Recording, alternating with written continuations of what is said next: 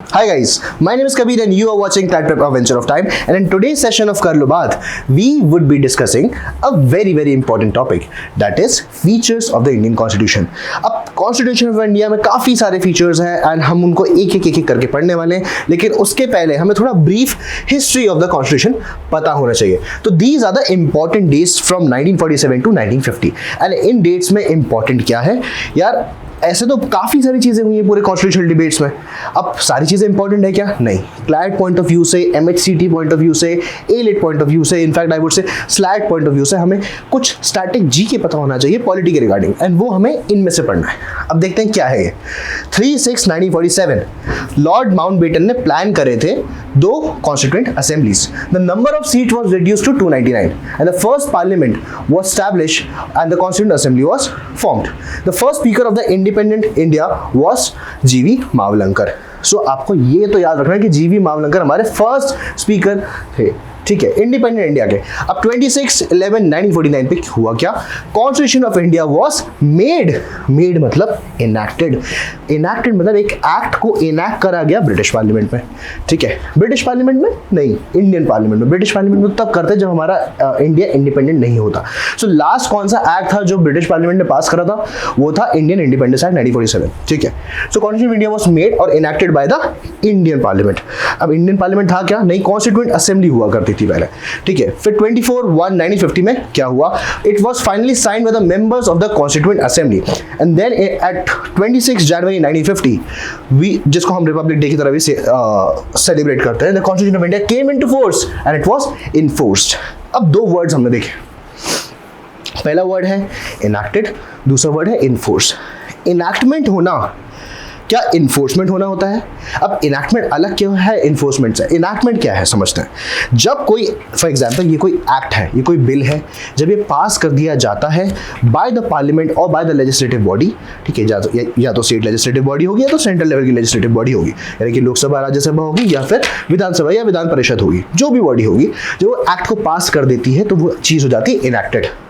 जब इस एक्ट को जनरल पब्लिक के सामने रख दिया जाता है तब इसे बोलते हैं इनैक्टेड.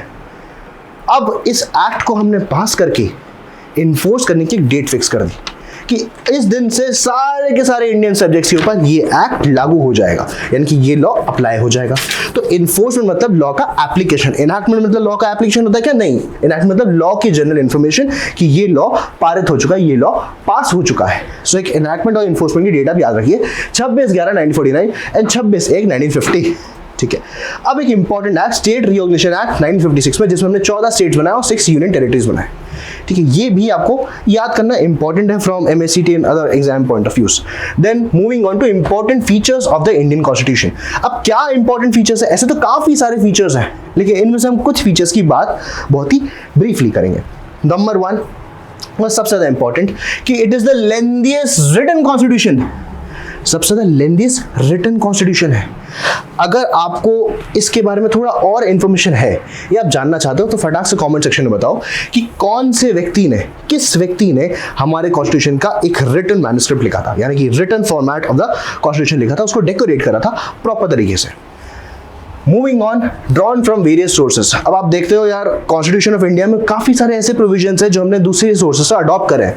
अडॉप्ट करें मतलब दूसरे सोर्सेस से उठाए या फिर दूसरे सोर्सेस से हम लोग ने उससे इंस्पिरेशन ली.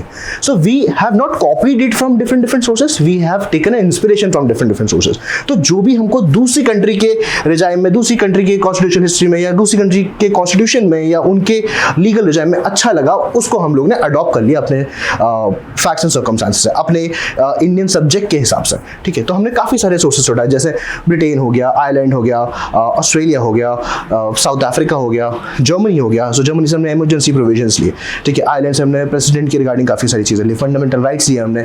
यूएस से भी हमने काफ़ी सारी चीज़ें को अडॉप्ट करा. सो हमने कॉन्स्टिट्यूशन ऑफ इंडिया को डिफरेंट सोर्सेस से अडॉप्ट करा. तो it have been drawn from various sources. इसमें से काफ़ी ज़्यादा पार्ट हमारे कॉन्स्टिट्यूशन का गवर्नमेंट ऑफ इंडिया 1935 से भी आता है, जो कि 1935 में ब्रिटिश पार्लियामेंट ने पास किया था. Next feature is the blend of rigidity and flexibility. अब blend of rigidity and flexibility क्या कहता है? It's a blend of rigidity and flexibility. मतलब कॉन्स्टिट्यूशन ये कहता है कि आपका जितने भी स्टेट्स हैं वो खुद में तो एक इंडिपेंडेंस होल्ड करते ही करते हैं, पर उनका सेपरेट कॉन्स्टिट्यूशन नहीं होगा। वो लोग एक सेंट्रल लेवल के कॉन्स्टिट्यूशन को ही फॉलो कर रहे हैं। इट्स नॉट लाइक यूएस कि हर स्टेट का डिफरेंट डिफरेंट रिजाइम है, नहीं। हर स्टेट के डिफरेंट डिफरेंट रूल्स है, नहीं। हर स्टेट का डिफरेंट डिफरेंट टैक्सिंग का चीज़ है, नहीं, ऐसा कुछ नहीं। Same piece of document and same piece of document से उसका application at all the states available. ठीक है, अभी कितनी स्टेट्स हमारे पास 1956 में 14 स्टेट्स हैं एंड कुछ सर्टन यूनियन टेरिटरीज हैं। ठीक है, तो रिजिडिटी एंड फ्लेक्सिबिलिटी क्या है कि कॉन्स्टिट्यूशन काफ़ी रिजिड है। जब भी कोई इमरजेंसी आती है तो जितने भी स्टेट्स हैं सब लोग प्रेसिडेंट रूल के अंदर आ सकते हैं, यूनिटरी हो जाते हैं सबके अंदर। मतलब कॉन्स्टिट्यूशन के जितने भी प्रोविजंस हैं उनका काफ़ी स्ट्रिक्ट एप्लीकेशन। अब फ्लेक्सिबिलिटी मतलब सब काफ़ी ज़्यादा डिफरेंस ऑफ पावर्स है, सेपरेशन ऑफ पावर्स है, एंड कॉन्स्टिट्यूशन का जो नेचर है काफ़ी फ्लेक्सिबल नेचर का है, ज़्यादा रिजिड प्रोविजंस भी नहीं है। तो it's a blend of rigidity and flexibility, यानी कि यूनिटरी एंड फेडरल का बोथ का हम स्पिरिट देखते हैं। फेडरल सिस्टम विद यूनिटरी बाइस, one and the same thing. आप डिफरेंट भी हो, एट द सेम टाइम आप इमरजेंसी के टाइम पे सिमिलरिटी ऑफ ओपिनियन भी होल्ड करते हो। Parliamentary form of government, parliamentary form of government. अब हमने पार्लियामेंट्री फॉर्म ऑफ गवर्नमेंट कहाँ से उठाया, मुझे जल्दी से कमेंट सेक्शन में बताइए कि पार्लियामेंट्री फॉर्म ऑफ गवर्नमेंट होता क्या है। भाई पार्लियामेंट्री फॉर्म ऑफ गवर्नमेंट क्या होता है, एक लोकसभा होता है, एक राज्यसभा होता है। हर कंट्री में लोकसभा राज्यसभा होता है क्या, नहीं। अपर हाउस लोअर हाउस ऐसा मान लो आप।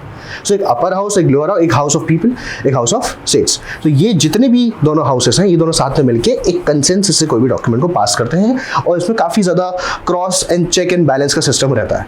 सो पार्लियामेंट्री फॉर्म ऑफ गवर्नमेंट हमने किस कंट्री से अडॉप्ट करा है ये आप मुझे कॉमेंट सेक्शन में बताएंगे। ठीक है, लेट्स सी कितने बच्चों को आता है। ठीक है, चीटिंग नहीं करना है। चलो, synthesis of parliamentary sovereignty and judicial supremacy. So parliamentary आपका सिस्टम जो है उसकी सोवरेनिटी स्टैब्लिश कर ली, मतलब पार्लियामेंट के ऊपर कुछ भी नहीं आएगा। We are a sovereign. अब सोवरेन मतलब क्या होता है, सोवरेन मतलब सबसे ऊपर, सर्वोपरि है, जिसकी सारे के सारे लोग आदेश मानेंगे। अब सारे के सारे लोग आदेश मानेंगे मतलब ये तो एक किंग जैसा सिस्टम हो गया कि भाई एक व्यक्ति किंग है और जितने भी सब्जेक्ट्स हैं वो सब उसके आदेश का पालन कर रहे हैं। तो हमारा पार्लियामेंट जो है उसके सारे आदेशों का पालन किया जाता है, अगर पार्लियामेंट रूल्स वैसे स्टैब्लिश कर दे, यानी कि वैसे लॉ बना देता है। Then we have judicial supremacy, judiciary सबसे ऊपर है। अब अभी आपने बोला पार्लियामेंट सबसे ऊपर है, अब आप बोल रहे हो जुडिशरी सबसे ऊपर है। यार सिंपल सी बात है, बहुत ही संक्षेप में बताऊं, जुडिशियल सुप्रीमेसी क्या है। जुडिशरी का एक सेट प्रोसीजर है, आपके लोकल कोर्ट्स हो गए, आपके रिस्पेक्टिव हाई कोर्ट्स हो गए एंड सुप्रीम कोर्ट हो गए, जिसमें से कॉन्स्टिट्यूशनल कोर्ट्स जो है वो आपके supreme court and high courts हैं। जो सुप्रीम कोर्ट, हाई कोर्ट, जो कॉन्स्टिट्यूशनल कोर्ट्स हैं आपके, जिसकी पावर बहुत सारे different parts of the constitution में डिवाइडेड है। पार्ट 1 के अंदर आपके कुछ फंडामेंटल राइट्स हैं जिसको आप ले सकते हो फ्रॉम 32 एंड 226, हाई कोर्ट के अंदर जा सकते हैं आप। एंड जुडिशरी उसके ऊपर जजमेंट सुनाती है, यानी कि जुडिशरी आपके एग्जिस्टिंग लीगल फ्रेमवर्क के ऊपर उसका चेक एंड बैलेंस कर सकती है, उसको क्रॉस चेक कर सकती है एंड उसको क्रॉस चेक करने के बाद अपना जजमेंट सुना सकती है। तो जुडिशरी इंडिपेंडेंट रहेगी, यानी कि इंटीग्रेटेड इंडिपेंडेंट जुडिशरी का हमारे पास कॉन्सेप्ट है। सेपरेशन ऑफ पावर है, हर different organ of the government के या ऑर्गन ऑफ द स्टेट के डिफरेंट पावर्स है, जैसे कि legislative, executive and judiciary. Legislative law बनाएगी, एग्जीक्यूटिव लॉ का इन्फोर्समेंट करेगी, जुडिशरी लॉ का क्रॉस एंड चेक करेगी। अब cross and check as in की लॉ प्रॉपर तरीके से इम्प्लीमेंट हो रहा है, ये तो एग्जीक्यूटिव का काम है, पर इम्प्लीमेंटेशन ढंग से नहीं है, गलत इम्प्लीमेंटेशन है, कुछ वायलेशन है, judiciary comes into the picture. ठीक है, ये कहाँ पे दिया है, हमारा आर्टिकल 50 में दिया रहेगा, independence of the judiciary. Then we have fundamental rights, मेरा फेवरेट। मतलब फंडामेंटल राइट्स इज समथिंग जिसको आप लाइफ भर पढ़ सकते हो। फंडामेंटल राइट्स से हमारे कॉन्स्टिट्यूशन का मेन मूल सिद्धांत आता है, जिसमें इक्वालिटी का प्रिंसिपल है, जिसमें इक्वल प्रोटेक्शन ऑफ लॉ का प्रिंसिपल है, जिसमें right to life and personal liberty का प्रिंसिपल है, फ्रीडम का प्रिंसिपल है। तो काफ़ी सारे डिफरेंट फंडामेंटल राइट्स को हमने कंप्लाई कर दिया आर्टिकल 12 से लेकर आर्टिकल 35 के अंदर। तो हमारा part 3 of the constitution fundamental rights की बात करता है, जिसके अंदर हमने सारे के सारे सिटीजन, इवन कुछ नॉन सिटीजन को भी कुछ फंडामेंटल राइट्स दे के रखे। अब नेक्स्ट फीचर जो है हमारा लाइन में वो है directive principle of state policy. Directive principle of state policy क्या है? क्या ये भी फंडामेंटल राइट जैसा है? हाँ, कह सकते हैं कि फंडामेंटल राइट जैसा है, but directive principle of state policy justiciable नहीं होता। यानी कि directive principle of state policy को लेके आप कोर्ट में नहीं जा सकते, यार मुझे ये राइट चाहिए ही चाहिए। Directive principle of state policy are not right, but these are just principles. मतलब जैसे बोलते हैं ना कि मॉरल्स की किताब में कुछ प्रिंसिपल्स हैं, ये सारी चीज़ों का पालन करना ही करना है। तो वैसे ही directive principle of state policy भी है कि जब भी स्टेट के पास कुछ रिसोर्सेज आएंगे तो स्टेट डीपीएसपी का पालन करवाएगा। नेक्स्ट है फंडामेंटल ड्यूटी। आर्टिकल 51A के अंदर हमारी फंडामेंटल ड्यूटीज दी है। फंडामेंटल ड्यूटीज हमारी किस रिजाइम से अडॉप्ट करी गई है, फटाक से कमेंट सेक्शन में बताओ। फंडामेंटल ड्यूटीज़ हमारे पास कितनी है? आपके पास काफ़ी सारी फंडामेंटल ड्यूटीज़ हैं, 14 फंडामेंटल ड्यूटीज़ हैं, इसमें कुछ एड ऑन्स भी हुए हैं। फंडामेंटल ड्यूटीज़ क्या इन्फोर्सबल होती है, यानी कि जस्टिसेबल होती है? क्या इसको लेके आप कोर्ट जा सकते हो? क्या सर इसने अपनी फंडामेंटल ड्यूटी नहीं निभाई, इसको सज़ा मिल जानी चाहिए, ऐसा हो सकता है क्या? नहीं। तो ये भी थोड़ा DPSP जैसे ही होता है, जस्टिसेबल नहीं होता, बट हर व्यक्ति का एक दायित्व बनता है, ऐसा कहा जाता है। सेकुलर स्टेट, अब सेकुलर स्टेट मतलब, सेकुलर स्टेट का तात्पर्य बड़ा सिंपल सा है कि स्टेट का कोई रिलीजन नहीं होगा। ना स्टेट हिंदू होगी, ना स्टेट मुस्लिम होगी, ना स्टेट क्रिश्चियन होगी, ना स्टेट पारसी होगी। स्टेट का खुद का एक सेपरेट रिलीजन नहीं होगा। स्टेट के सामने सारे रिलीजन इक्वल हैं। At the same time state का क्योंकि खुद का रिलीजन नहीं है, इसलिए स्टेट किसी भी रिलीजन के ऊपर बायस नहीं होगा। तो ये होता है सेकुलर स्टेट का प्रिंसिपल। नेक्स्ट है यूनिवर्सल एडल्ट फ्रेंचाइज, हर व्यक्ति 18 ईयर्स का होने के बाद वोट डाल सकता है। सिंगल सिटीजनशिप, इंडिया में रहना है तो इंडिया में ही रहना है, बाहर रहना है और इंडियन सिटीजन बनना है, ठीक है। पर अगर आपको बाहर का सिटीजनशिप चाहिए तो आपको इंडिया का सिटीजनशिप छोड़ना पड़ेगा। नेक्स्ट है इंडिपेंडेंट बॉडीज, हम ऑलरेडी पढ़ चुके हैं। Separate organs of the government, separation of power, emergency provisions Germany से लेके गए हैं हम लोग, article 352, 356, article 360, financial emergency, state emergency, national emergency. Then we have 3 tier government, हमारी गवर्नमेंट 3 टियर्स में चलती है, local government, state government and central government. And then we have cooperative societies, जो हमने काफ़ी ज़्यादा रेवोल्यूशनरी तरीके से ऐड किए हमारे कॉन्स्टिट्यूशन ऑफ इंडिया में। सो ये हमारे जो features of the Indian constitution है, ये किस बारे में बात करते हैं यार? हमने देखा ये ऑल इन ऑल कॉन्स्टिट्यूशन को समराइज करता है। समराइज इन द सेंस कि हर व्यक्ति को एक सेंस ऑफ बिलोंगिंगनेस होगी कॉन्स्टिट्यूशन को पढ़ने के बाद। लगेगा कि यार ये जो कॉन्स्टिट्यूशन के जितने भी फीचर्स हैं ये मेरे लिए ही लिखे गए, ये कॉन्स्टिट्यूशन की सेल्फ गवर्नेंस के लिए लिखे गए, ये गुड गवर्नेंस का एक प्रिंसिपल स्टैब्लिश करता है। So this is how we should read more about the constitution. हमें कॉन्स्टिट्यूशन के बारे में जानना है तो उसके सबसे पहले उसके फीचर्स के बारे में जानना चाहिए एंड एक एक फीचर से रिलेटेड आर्टिकल्स को पढ़ना चाहिए।